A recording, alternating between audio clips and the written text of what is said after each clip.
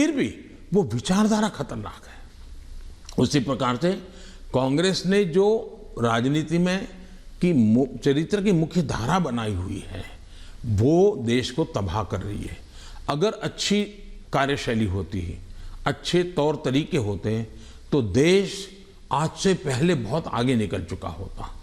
बहुत रुका हुआ, ठहरा हुआ, जनता ने कुछ कर लिया तो कर लिया, ये हुआ है। उत्तर प्रदेश पे ही वापस आती हूँ। वहाँ पर जो ऑप्टिक्स की बात कर रही हूँ, जो पहले चरण में जो चुनाव होने वाले हैं, ऑप्टिक्स में ऐसे लग रहा है जैसे दो युवा नेता हैं, अखिलेश और जयंत, और दूसरी तरफ बहुत ही पावरफुल योगी जी और मोदी जी, जो सरकारी मशीनरी का दुरुपयोग कर रही है कह रहे हैं, और उनके साथ है ईडी, उनके साथ है जुडिशरी, उनके साथ है मीडिया। तो एक अनइवन प्लेइंग ग्राउंड है। आप क्या कहेंगे इस बारे में? पहली बात है कि ये दो लड़कों वाला खेल तो हमने पहले भी देखा था, और इतना अहंकार था कि उन्होंने गुजरात के दो गधे ये शब्द प्रयोग किया था, और उत्तर प्रदेश की जनता ने उनको हिसाब दिखा दिया।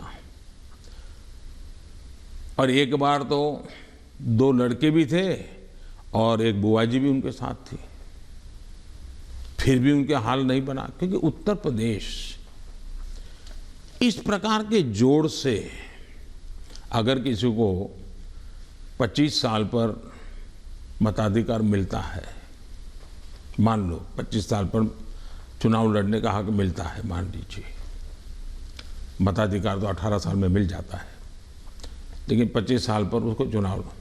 लेकिन कोई पिताजी ऐसा कहे कि देखो मेरा ये बेटा है वो 10 साल का है, ये बेटा है 15 साल का, दोनों 25 के हो गए, उनको चुनाव लड़ने दो, तो कोई लड़ने देगा क्या? तो इस प्रकार के मेलजोल से चलता है क्या? नहीं, पर जो उनका आरोप है कि लेवल प्लेइंग फील्ड नहीं है, क्योंकि बीजेपी सरकारी मशीनरी और इदारों का इस्तेमाल करती है, ईडी का, और टैक्स रेड्स होते हैं कैंडिडेट्स पर, उनके रिश्तेदारों पर। आप क्या कहेंगे?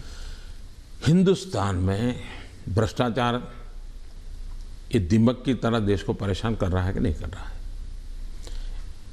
ऐसे लोगों के खिलाफ हर जनता ने हर बार आवाज़ उठाई कि नहीं उठाई है? अगर मैं कुछ न करूं तो जनता मुझे माफ़ करेगी क्या? जहां से भी सरकार को जानकारी मिलेगी, सरकार ने कदम उठाना चाहिए कि नहीं उठाना चाहिए? और कदम उठाने के बाद अगर देश के खजाने में अरबों खरबों रुपये आ रहे हैं तो मेरी तारीफ होनी चाहिए। अच्छा, चुनाव के समय हिंदुस्तान में हर बार चुनाव चलता रहता है भाई, तो सरकार काम करना बंद कर दे क्या? चुनाव आप एक बार तय कर लीजिए भाई, 5 साल में एक बार ही चुनाव होगा, सब मिलकर के चुनाव लड़ेंगे, सभी राज्यों के साथ होंगे, केंद्र का साथ में होगा, सारा खर्चा भी बच जाएगा, तो फिर कभी ईडी भी नहीं दिखाई देगा, सीबीआई भी नहीं दिखाई देगा। अब क्या करे? वो तो सरकारी दफ्तर है, वो अपने अपने तरीके से काम करते हैं, वो स्वतंत्र तरीके से काम करते हैं। चुनाव बीच में आ जाता है, करेंगे क्या? वो तो अपने टाइम टेबल से चलते रहते हैं, जहाँ से उनको जानकारी मिलती है करते हैं, सरकार का उसमें कोई रोल भी नहीं होता है।